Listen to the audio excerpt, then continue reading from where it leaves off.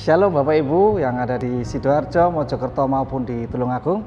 Jumpa lagi dalam perenungan Komsel pada saat ini, dan saya akan memberikan sebuah tema dalam renungan pada malam hari ini tentang bertumbuh dan berkembang melalui komunitas sel. Yang menjadi persoalan adalah apakah Bapak Ibu semua sudah tergabung di dalam komunitas sel atau belum? Jika Anda sudah tergabung, sejauh mana Anda tergabung dalam komunitas sel? Jika belum, maka hari ini saya mendorong Anda untuk tergabung di dalam komunitas sel yang ada di sekitar Anda. Ada beberapa hal yang akan kita alami ketika kita tergabung di dalam sebuah komunitas, istimewa komunitas sel. Apa yang akan kita alami? Yang pertama, komunitas sel akan mendorong Anda untuk bertumbuh dan berkembang di dalam iman kita. Nah, kenapa bisa demikian? Saya akan membacakan dalam Ibrani pasal 10 ayat 24 dan 25. Dan marilah kita saling memperhatikan supaya kita saling mendorong dalam kasih dan dalam pekerjaan baik. Janganlah kita menjauhkan diri dari pertemuan-pertemuan ibadah kita seperti yang dibiasakan oleh beberapa orang. Tetapi marilah kita saling menasihati dan semakin giat melakukannya menjelang hari Tuhan yang mendekat. Nah, Bapak Ibu semua yang dicintai Tuhan, apabila Anda tergabung di dalam sebuah komunitas, yaitu komunitas sel, maka akan ada banyak keuntungan di dalamnya. Yang pertama, Anda akan mengalami sebuah pertumbuhan dan perkembangan di dalam iman kerohanian kita. Ketika iman dan kerohanian kita bertumbuh dan berkembang, maka kita akan menuju kepada kedewasaan rohani. Nah, ada keuntungan, ada banyak kata saling di dalam dua ayat ini saja. Saya akan bacakan. Yang pertama, di dalam ayat ini terkandung saling memperhatikan. Jika kita tergabung dalam sebuah komunitas sel, maka Anda akan mendapat satu perhatian. Kita akan memberikan saling memperhatikan satu dengan yang lain. Bukan untuk bergosip, tapi saling memperhatikan di sini adalah untuk kita bisa bersama-sama bertumbuh dan berkembang di dalam iman kita, dan itu bisa dipraktekkan di dalam komunitas sel. Ada saling memperhatikan. Yang berikutnya adalah saling mendorong untuk bertumbuh dalam kasih. Di dalam komunitas sel kita akan saling memberikan satu semangat satu dengan yang lain, akan memberikan support satu dengan yang lain untuk kita bisa bertumbuh dalam kasih. Kasih kepada siapa? Yang pertama pasti kasih kepada Tuhan. Kita akan saling menumbuhkan, mendorong dalam pertumbuhan iman kita, dalam kasih kita kepada Tuhan. Semakin hari semakin kita mencintai Tuhan, semakin hari kita semakin mengandalkan Tuhan. Dan yang kedua adalah mengasihi sesama kita. Kita bisa saling mengasihi, saling memberikan satu pengampunan, saling memberikan pertolongan satu dengan yang lain. Itu bisa terjadi di dalam komunitas sel. Kenapa demikian? Karena komunitas sel kita bangun bersama-sama sehingga kita bisa saling mendorong untuk kita mempraktekkan kasih itu di dalam keluarga kita dan di dalam komunitas kita. Yang berikutnya adalah mendorong untuk mengerjakan perbuatan baik.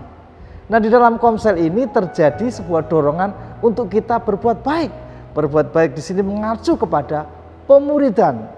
Anda di dalam Komsel akan dimuridkan bagaimana kita bisa berdoa, bagaimana kita bisa sharing firman Allah satu dengan yang lain, bagaimana kita bisa saling menguatkan satu dengan yang lain. Bahkan dalam Komsel Anda akan belajar bersama-sama menjadi pendoa syafaat, memberitakan kabar baik kepada orang-orang, sahabat-sahabat di sekitar kita. Jadi Anda ketika kita tergabung dalam Komsel, Anda akan didorong untuk mengerjakan perbuatan baik, yaitu kita bisa terdorong untuk terlibat di dalam pelayanan sesuai dengan minat, bakat, talenta, karunia Anda, dan Anda akan temukan di sana. Di dalam Komsel kita dimuridkan. Yang berikutnya, saling mendorong dalam ibadah. Nah, saat ini ibadah kita diselenggarakan secara onsite maupun secara online. Nah, di dalam Komsel pasti ada dorongan-dorongan satu dengan yang lain untuk kita tidak meninggalkan ibadah kita. untuk tidak meninggalkan kita memuji Tuhan, menyembah Tuhan. Ada banyak orang yang tidak beribadah, baik onsite maupun online. Kenapa? Tidak ada yang mendorong, tidak ada yang mengingatkan, tidak ada yang memberikan support untuk Anda tetap beribadah. Dan firman Allah mengatakan janganlah meninggalkan peribadatan kita sama seperti orang lain, tapi justru kita akan mengerjakannya semakin giat menjelang hari Tuhan yang mendekat. Nah, yang berikutnya adalah saling menasehati. Tentu dalam hidup ini ada banyak persoalan, ada banyak permasalahan, baik dalam rumah tangga, keluarga, usaha, dan generasi yang kita lahirkan, anak-anak kita. Kadang kita dalam menghadapi persoalan menjadi lemah. Tapi kalau kita bersama-sama di dalam komsel, di sana kita akan ada nasihat, di sana akan kita ada didoakan, di sana kita akan dikuatkan ketika kita mengalami masa-masa yang lemah. Sangat berbahaya jika Anda menghadapi persoalan seorang diri dan tidak ada orang lain yang memberikan support, tidak ada orang lain yang memberikan nasihat, tidak ada orang lain yang memberikan sumbang saran kepada Anda. Tapi ketika Anda tergabung dalam komsel, maka Anda akan mendapatkannya. Saya akan membacakan di dalam kitab Pengkhotbah. Pengkhotbah pasal yang keempat, ayat 9 dan seterusnya. Di dalam terjemahan yang lain, berdua lebih menguntungkan daripada seorang diri. Kalau mereka bekerja, hasilnya akan lebih baik. Ayat 10, kalau yang seorang jatuh, yang lain dapat menolongnya. Tetapi kalau seorang jatuh padahal ia sendirian, celakalah dia, karena tidak ada yang dapat menolongnya. Pada malam yang dingin, dua orang yang tidur berdampingan dapat saling menghangatkan. Tetapi bagaimana orang bisa menjadi hangat kalau sendirian? Ayat 12, dua orang yang berpergian bersama dapat menangkis serangan, tapi orang yang sendirian mudah dikalahkan. Tiga utas tali yang dijalin menjadi satu, sulit diputuskan. Di dalam komsel, Anda akan mendapat topangan, dukungan, nasihat, perhatian, dan itu terjadi saling.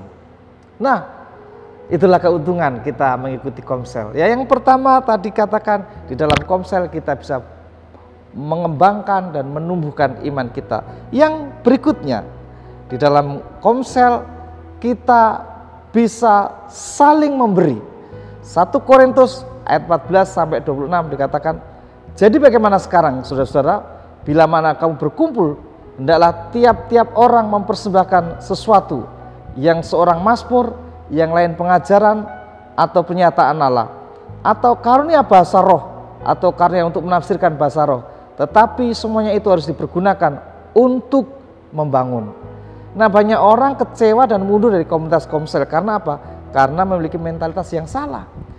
Yang pertama tadi, kita harus memiliki mentalitas saling. Bukan apa yang saya dapat dari komsel, tapi justru dalam komsel ini kita bisa saling. Di dalam komsel kita akan ada tempat untuk saling memberi. Memberi apa? Memberikan sebuah kebaikan satu dengan yang lain. Bukan apa yang saya dapatkan, tapi apa yang bisa saya berikan di dalam komsel.